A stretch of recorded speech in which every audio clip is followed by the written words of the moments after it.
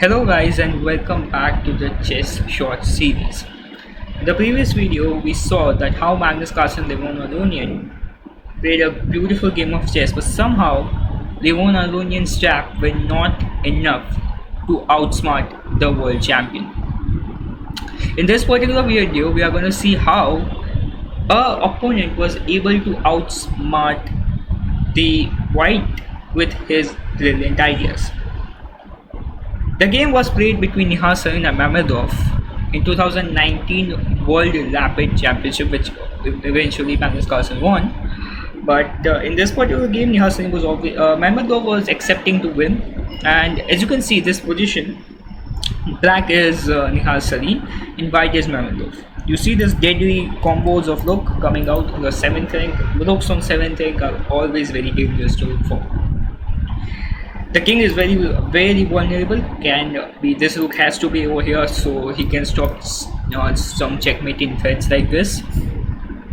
And white is somehow trying to get to the other side of the board and try to gain control over this square and just finish the game. Here it's black to move, which is Nihal Sarin to move, and Nihal Sarin had quite a lot of choices, but he chose the worst one. He played the move which was knight captures on e6, which was obviously a big blunder. What happened was it allowed Mamedov to capture on b7. Now this checkmate is very unstoppable. The game should be ended up over here. Nihal Sarin, indeed, he's a fighter. He just tried to do something, create something so he can get a match victory. He gave this check. So after this check, white has a bit of options to be looking forward over here. One over here is to d3 over d2, and the other one is c3. Pause the video and think where should the white king should go. Okay, now if you see the situation, you might just see that d3 d2 does not really look good because it's in the rook's line. You can get discovery attacks, something like that can always be there. And obviously it was a blitz match as well, so you can always consider that the time limit of the players is very low, so you have to consider the time option as well. So here Mamedov actually chose knight to king to c3, and this is somehow a bad move. Any other move like something like this can also work out, because at a point of a time, even if you give this check or it goes over here, you give this check, you do something like, but after some point of time you don't have a lot of checks, and now the checkmate is not stoppable. You cannot stop checkmate from here. So after the check, Mamedov actually thought the same, that okay, I don't want to get into the rook line, so he just picked king c3. He decided to play king c3. The reason is very simple. If you go king c3, now there's one check coming, no discoveries, the checkmate is not stoppable.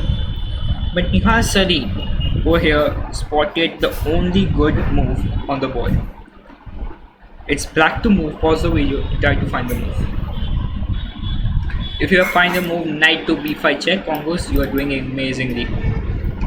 So at this move, what actually white can play, it can just simply go back. This is another check coming. Now this is the only square left. Now it just seems okay, somehow this bishop is guarding, so checkmating threats are not possible, right? But Nihal Sarin was not even going for the checkmate. Black to move, spot the best move for black. It's a very difficult move, but if you have thought of rook to d1, then Congo, that's the correct move, because you have to capture this, otherwise it's a checkmate. And then you bring knight to c3 check, protecting the knight, giving this check, and now this is a theoretical draw.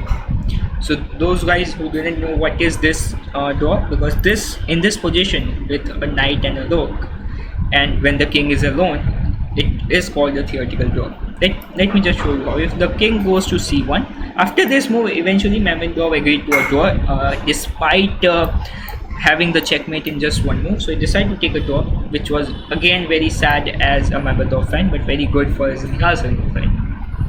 He goes to king c1, really good move. Then you just take it. You give another check.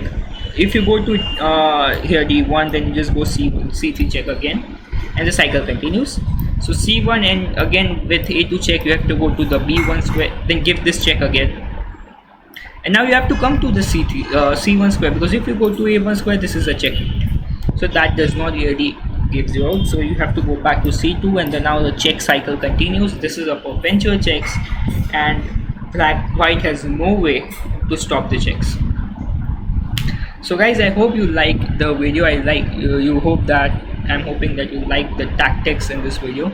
Stay tuned for more coming in. Thank you so much.